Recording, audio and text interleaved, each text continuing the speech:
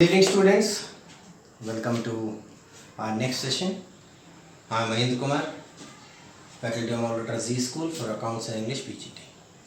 Today children, in the last class we have already completed our journal and now today we will be beginning with the new chapter, that is chapter 3. In the previous class I have told you that we will be doing theory part also simultaneously along with the practical part. So today we are going to do this theory chapter. This is chapter 3 of your book and the name of the chapter is accounting principles. Principles क्या होते हैं? नियम जो बनाए जाते हैं which are universally applicable. Okay, there are certain accounting principles क्योंकि अब हमारी इकोनॉमी क्लोज्ड इकोनॉमी नहीं है ना. क्लोज्ड इकोनॉमी वो इकोनॉमी होती है जो खुद अपने अंदर देश की सरहदों के अंदर व्यापार होता है, लेकिन we are doing international trade, we are engaging in international trades also, so we have to follow certain accounting principles which are followed throughout the world, because of which only we will be able to do the transactions properly and maintain the record of those transactions properly. So we are going to study the principles. So principles can be classified in two main categories: accounting concepts or assumptions, okay, and second part is, so today we are going to do accounting concepts and convention, and second part is accounting conventions. So today we are going to finish with the first part, accounting concepts. आज हम लोग concepts करेंगे, conventions हम लोग अगली class में करेंगे, ठीक है, क्योंकि ये भी ढेर सारे हैं, 11 हैं. As per accounting standards issued by the Institute of Chartered Accountant, Chartered Accountant of India ने ये standards बनाए हैं. There are three fundamental accounting principles or assumptions. तीन fundamental है. पहला going concern concept, दूसरा कंसिस्टेंसी कॉन्सेप्ट और तीसरा एक्यूरेट कॉन्सेप्ट. अब गोइंग कंसर्न कॉन्सेप्ट होता क्या है? गोइंग कंसर्न कॉन्सेप्ट ये होता है, इसका मतलब कि जब भी हम बिजनेस में एंट्री करेंगे, कोई भी जनरल एंट्री करेंगे, तो हम बिजनेस के पॉइंट ऑफ व्यू से करेंगे. ये माना जाता है कि बिजनेस और बिजनेसमैन अलग हैं. क्यों अलग हैं? क्योंकि बिजनेस अपने ही बिजनेसमैन से कैपिटल लेता है और उस पर उसको इंटरेस्ट देता है, तभी कैपिटल बिजनेस की लायबिलिटी मानी जाती है. पहली एंट्री जो जनरल मैंने आपको सिखाई थी, cash account debit to capital. This is the reason because of this concept that capital is treated as a liability of the business. Why? Because business is different and businessman is different in the eyes of law. The liability of business is not the liability of the owner. Okay, so going concern concept, हम business के point of view से entry करेंगे और business हमें एक दो दिन तो चलाना नहीं है, लंबे समय तक चलाना है. तो यही कंसेप्ट को ध्यान में रखते हुए हम एंट्री जो भी करेंगे बिजनेस के पॉइंट ऑफ व्यू से करेंगे. कैपिटल हमारी लायबिलिटी है, ड्रॉइंग्स बिजनेस की इनकम है. अगर हम बिजनेस से विड्रॉ करेंगे तो जो हम उस पर इंटरेस्ट देते हैं, इंटरेस्ट ऑन ड्रॉइंग, वो बिजनेस की इनकम है. Because of which interest on क्या drawing is credited and interest on capital is debited. ये हम जनरल एंट्री में कर चुके हैं. सेकेंड पॉइंट हमारा प्रिंसिपल है consistency concept.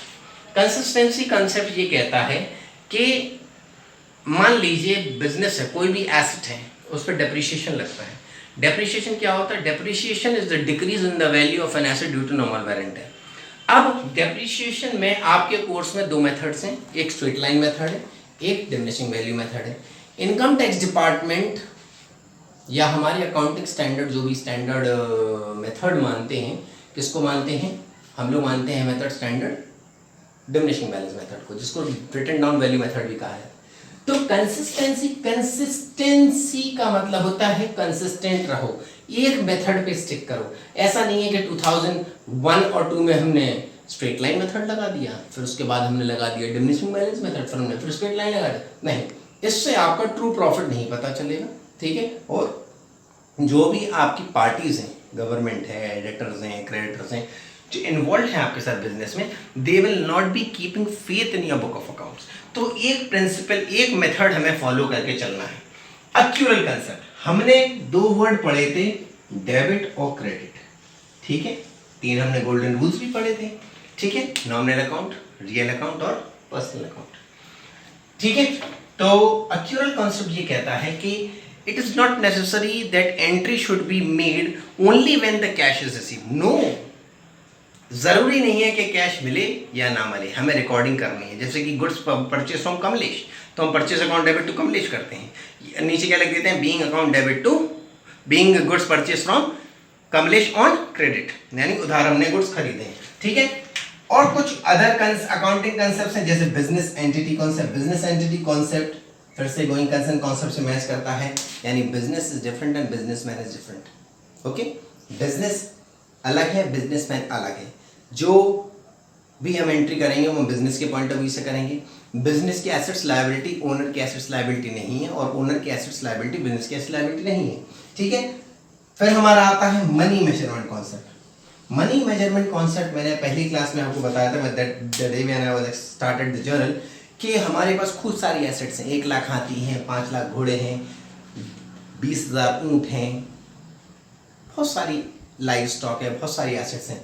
But whether those assets are measurable in monetary terms और not, because in accounting we record only those transactions which have some monetary base, यानी which can be measured with the measuring rod of money। आपके पास जितना भी live stock है, if that live stock is can be measured in the form of money, then only you can record the entry in the book of accounts। ठीक है, जैसे कि मान लो production manager और सेल मैनेजर में लड़ाई हो गई, बिजनेस को अफेक्ट हुआ, लेकिन कितना, how much, that cannot be predicted with much accuracy, because of which we will not be recording those transactions, the fight between the production manager and the sales manager. Only those books will be recorded, those transactions will be recorded in the book of account, which can be measured with the measuring rod of money।